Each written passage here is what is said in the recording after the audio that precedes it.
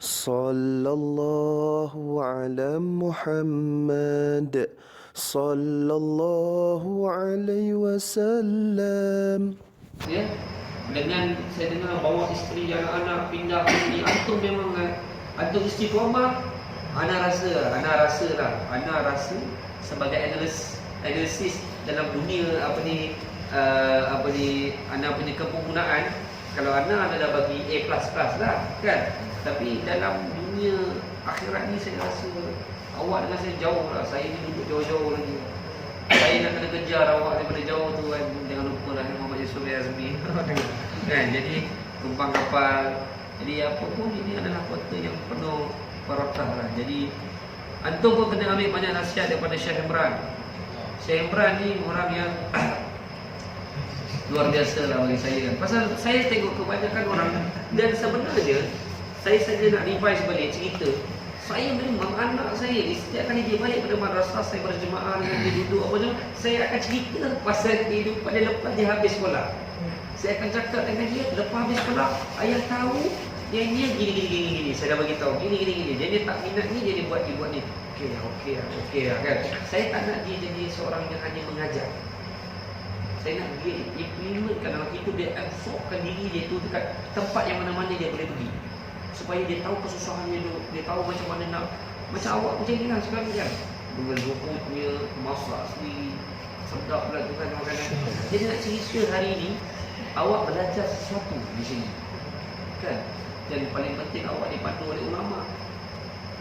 Dan tidak semua di Malaysia ini saya nampak belajar ilmu terdidik dengan adab. Saya selalu cakap dengan anak saya 3 kali kan di sini. Sebelum kau belajar ilmu, ayah nak pesan saya lembut je dengan anak-anak. Adab, baru kau belajar ilmu. Kalau kau tak tahu jalan depan orang tua tunduk, kau tak tahu nak salam cium tangan, lingkup tangan tu orang tua, walaupun orang tu bukan di kalangan keluarga kita, maka ilmu yang kau belajar tu sia-sia. Jadi antum semua ni, anak tengok, yang anak baru berapa hari kat sini, anak tengok semuanya adab nombor 1 tau. Jadi bukan mudah nak dapat ilmu ni tau. Ilmu adab ni tak semua ada tau. Kadang-kadang ilmu adab ni yang paling susah sekali nak dapat. Jadi antum semua orang-orang terpilih.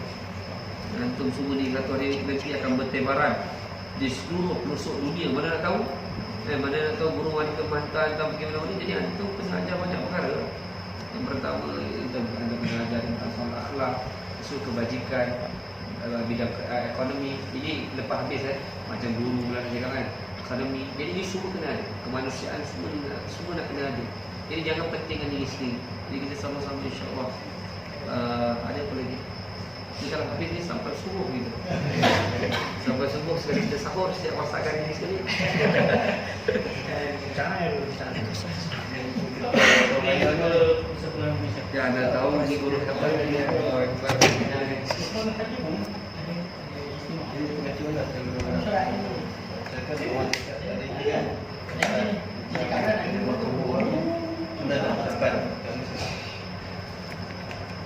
Bagi saya makam-makam orang soleh di bawahnya ada taman-taman syurga kan. Kerana saya habis kalau macam tu kita arwah atuk dan nenek saya, kedua-dua arwah atuk dan nenek saya 4 orang lah. Belah mak saya dan belah ayah saya dah meninggal dunia. Jadi kalau setiap hari kita bacakan Al-Quran, kita hadiahkan mereka pada bacaan Al-Quran, jadi itu pun lebih kurang macam penyembah mayat juga kan. Orang kata kan kalau ziarah makam-makam di kubur-kubur ni tak boleh kan. kan tadi sebut itu kan. Bagi saya munggah ya. Habis kenapa kita sedekahkan, kita hadiahkan Al-Fatihah, baca kepada orang arwah-arwah, kepada arwah nenek kita, atuk kita, buat apa? Sedangkan dah jadi mayat kan, dah meninggal, dah tak ada apa, dah tak ada jenazah pun dah tak nampak kan. Jadi sudah pasti itu adalah untuk memperingati kan, untuk mengingatkan. Jadi apa masalahnya? Dan saya bukan di kalangan ahli yang boleh jawab benda ni, tapi bagi saya setelah saya dekati orang-orang soleh macam Tuan Guru Syekh Abu Zaki, Tuan Syekh Imran, Abi Ali dan sebagainya, saya rasa saya dekati duduk kat makam ni macam saya dekati di taman-taman syurga. Saya pertama kali berziarah makam lah. Biasa kuburan ni banyak saya pernah pergi. Sebelum-sebelum ni ada lah pergi makam-makam. Saya pergi waktu sebelum ni lah. Tapi taklah betul-betul begitu mengikuti orang ikut-ikut makam ni kan, ziarah makam. Bila saya pergi ziarah makam Habib Ali Batu Pahat, satu perubahan yang besar yang sukar saya nak cerita. Sukar saya nak cerita yang ada perubahan berlaku pada diri saya.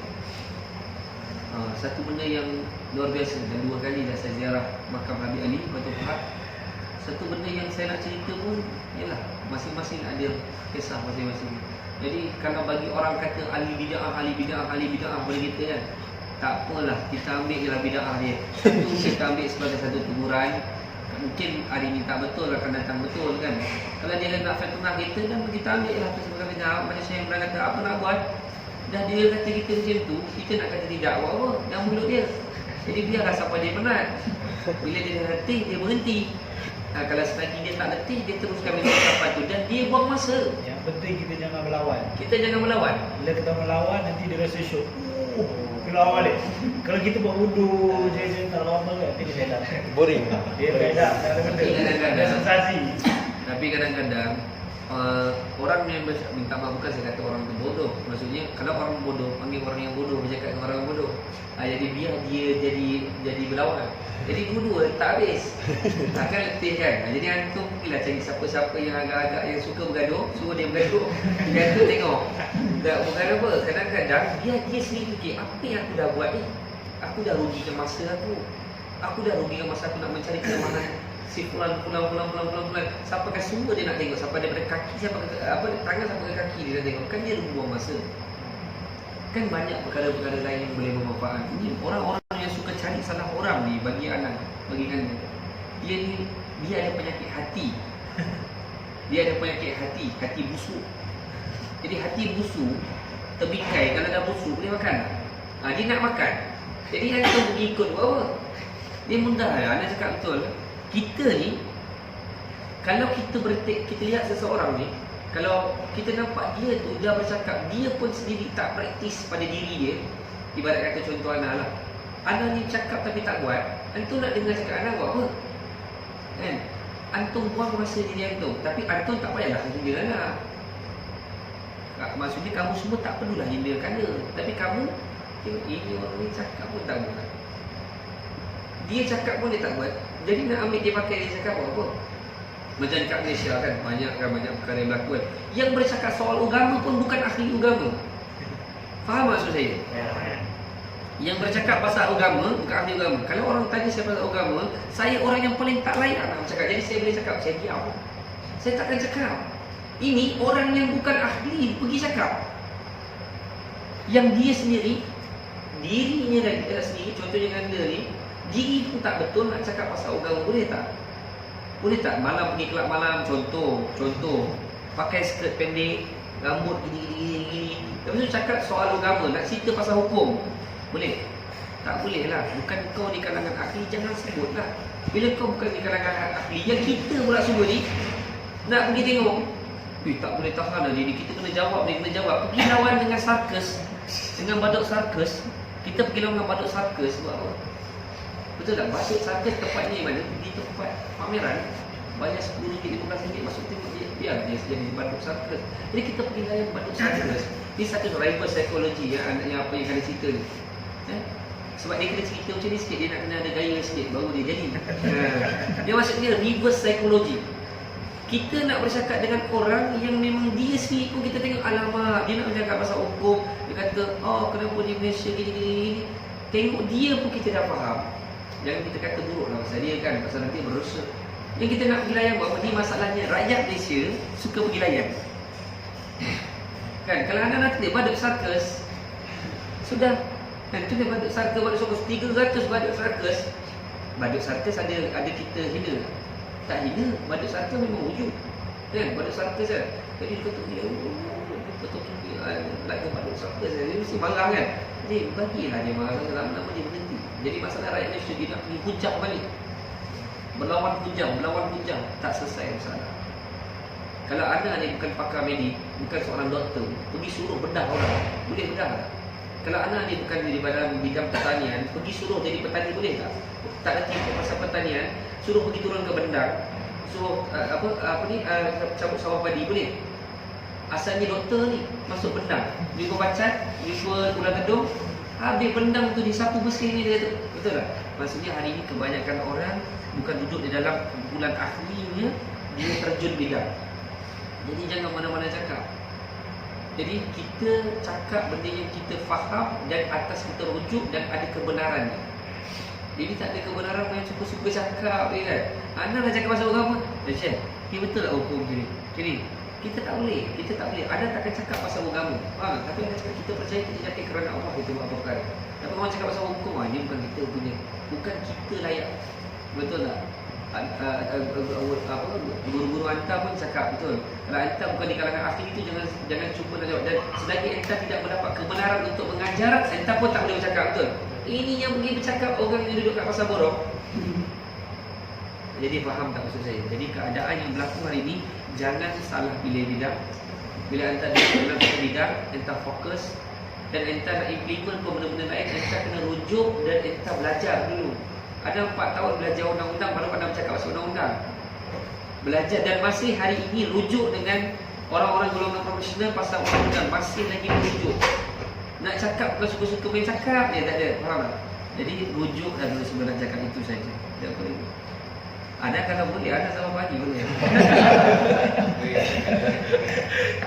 Tapi masalahnya besok pagi ni kita lepas besok kita alhamdulillah kita ada kelapangan sikit. Dia ada apa lagi? Tanya saya yang beramal, anda letih.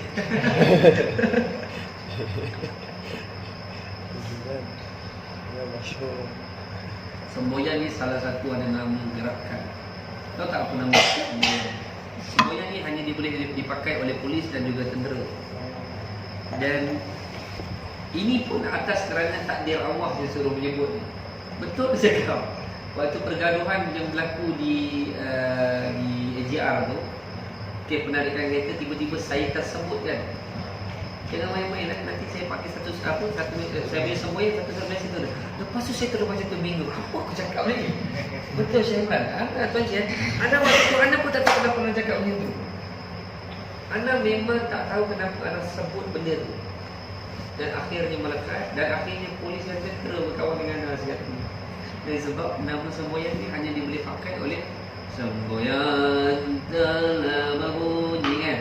Kan semboyan telah berbunyi kan? Maksudnya itu hanya dia boleh. Semboyan ni tidak ada benda yang boleh menahan kau. Maksudnya satu panggilan, seruan. Macam takbir, macam itulah contohnya. Tapi ini dalam gerakan tentera dan polis. Jadi siapa yang benarkan guna nama semboyan? Tak boleh. Tapi alhamdulillah dengan izin Allah Subhanahu Wa Taala, setelah anda berjumpa dengan beberapa dalam ROS, berjaya dengan izin Allah. Nama ni berjaya digunakan. Orang boleh macam mana boleh lepas nama semboyan? Ini semua takdir. Dan ini akan pakai bila? Satu hari nanti, bukan sekarang. Jadi antum semua bersedia kan? InsyaAllah lah kan. Satu hari nanti kita pakai bila kita perlu pula. Tapi anda kalau semboyan, anda bawa penyapu je lah. Bukan ada apa-apa pun. Tapi anda selalu cakap, jangan main-main dengan orang-orang yang duduk dalam masjid ni yang baca maulid. Ini yang paling digeruni. Anda selalu cakap nak pergi biasa dalam program-program. Dulu saya biasa dapat pelepasan untuk bercakap dekat lokap. Dapat masuk ke lokap bercakap dan sebagainya. Orang-orang yang paling kita takut adalah orang yang duduk di dalam kumpulan macam hantar semua. Bukan ayat semua tu ada ayat jangan main-main, itu semua tak boleh, itu tak betul tu. Maksudnya orang-orang yang duduk dalam majlis maulid ni.